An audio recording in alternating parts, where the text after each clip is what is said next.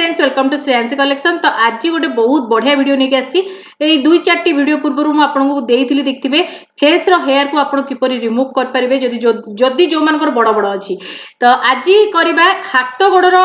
माने हेयर को किपर आप बहुत इजिली सफा करेंगे किसी पेन हेनी आपण कारण वाक्सिंग रे बहुत पेन होता है आमको तेणुक बहुत झील मैंने जमा भी करती ना। तेणुक आज दुईट सहज उपाय बतेबी। ये गोटे पाउडर मुझे देखी देखिपे 2 ରୁ 3 ଚାମଚ नहीं नॉर्मल पानी को मिसौची ऑनलाइन ये पाउडर आपको इजिली अवेलेबल अच्छी। तो मुझे तार लिंक तले देदेवी हम जब आप बाय करेंगे। आई जो पाउडरटा ना बहुत ही नेचुरल होता है कौन प्रकार हार्मफुल केमिकल ना मुझे सब जिन तो मेंशन थी मुझे ही पढ़ी आनी आईटा भी मुझे 3-4 वर्ष है यूज कर तो मत कौन प्रकार इरिटेशन भी है आपको बनवा भी बहुत सहज। बास आप किणिकी आणतु बास पानी सहित मिसातु आप्लिकेशन करूँ बहुत सहज होता है। मु कहि सेंसिटिव स्किन वाला जदि एटा अप्लाई करूछोंदी ताहले आपण टी पैच टेस्ट करे नेबे जा द्वारा आपन को जणा पड़ जिवो इरिटेशन हबो कि नाही। कारण एटा बेले बेले माने लगे सला परे टिके इचिंग टाइप रो हुए टिके माने जेंति कुंडे कांडी टाइप रो हुए। तो जेतले कारण चुटीटा पूरा मूळरू उपुडी थाई तेनु करी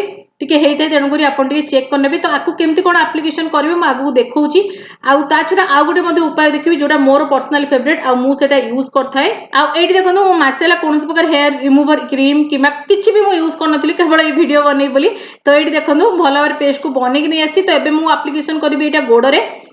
सेकेंड मेथड टी मु देखैबी हाथ रे करिकी एटा देखंतु बहुत इजीली हो जाय किंतु जो मानको बेसी समय नाही तो मु कहबी से मानो पय ठीक नो कारण आको आपण 15-20 मिनिट सुखिया को देबा पड़ता है तापर रिमूव करिया पड़ता है रिमूव करिया भी टिके टाइम नै थाए धीरे धीरे आपण को रिमूव करिया पड़े। तो ये टिके माने टाइम टेकिंग नहले कौन प्रकार पेन ही न थाए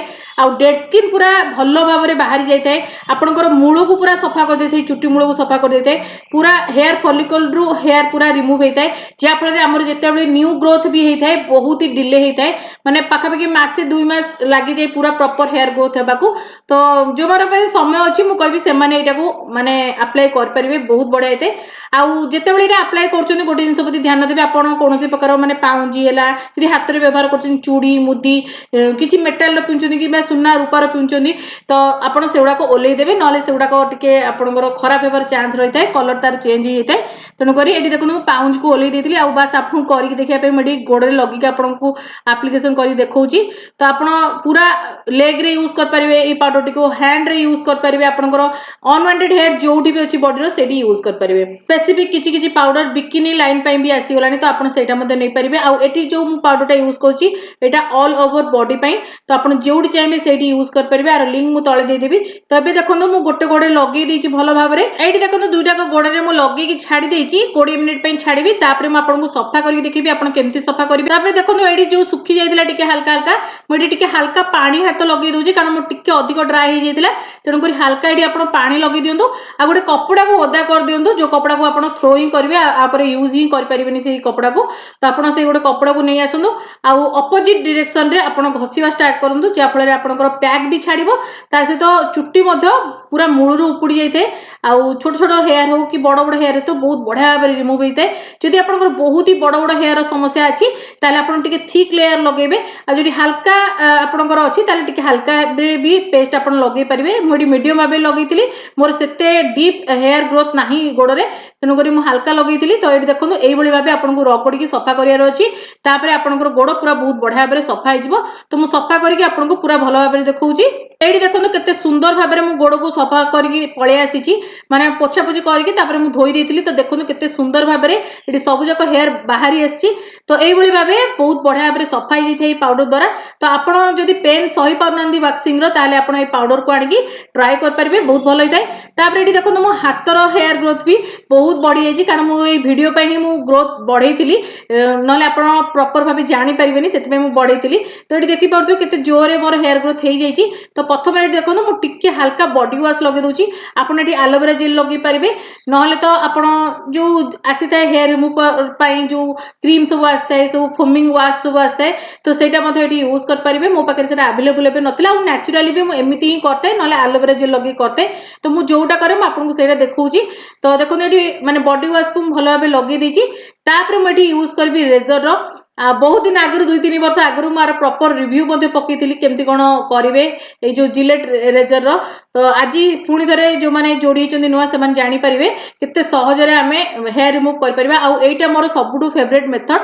माने बहुत इजीली एटा हो जाए मात्र 1 ରୁ 2 मिनिट लगी था हेयर रिमूव करने इरिटेशन भी होई न थाए आपनकर कुंडे कांडे भी समस्या होई न थाए कौन प्रकार इन्फेक्शन होई न थाए बहुत बढ़िया क्लीन होता है आउ जल्दी हो जाए आपको ट्रैवल भी नहीं जाई परिबे तो जेकोसी जगह आपंकर जब दरकार पड़े आप इजिली हेयर रिमूव करेंगे तो आप एमती इजिली हेयर रिमूव कर दिंतु आपड़ कहे आम रेजर करने द्वारा आम जल्दी जल्दी चुट्टी उठी जाऊँगी ठीक ठीक चुट्टी उठुची सेमती बिल्कुल नुह आज गोटे बढ़िया उपाय बतेबी जहाँफल देखिए रेजर कले भी आपंकर चुट्टी लेट रे उठा बहुत ही स्मूथ लगे आपंकर हाथ तो ये देखो प्रथम आप रेजर करनी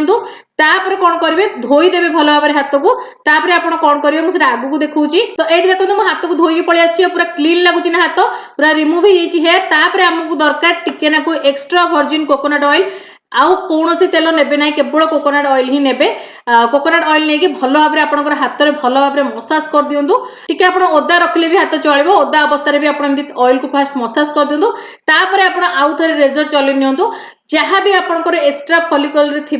माने चुट्टी माने बहुत भल भाव क्लीन होता है तो ऑयल टिके लगातु जहाँ भी हेले आउ ए जो मेथड ना आपको पूरा वैक्सिंग रो फीलिंग्स दबो जम्मा भी आपंकर चुट्टी मोटालिया होगी बाहरनी आउ आपंकर चुट्टी देखिए बहुत ही स्मूथ होगी बाहर आउ लेट रे बाहर आउ पूरा मिनिमम 15-20 दिन लगे आपंकर चुट्टी उठापी हाथ हो गोड़ हो तो ये दुईटी मेथड देखो आज मुझे देखी बहुत बढ़िया मेथड आप देखुए ये मुझे सफा करके देखा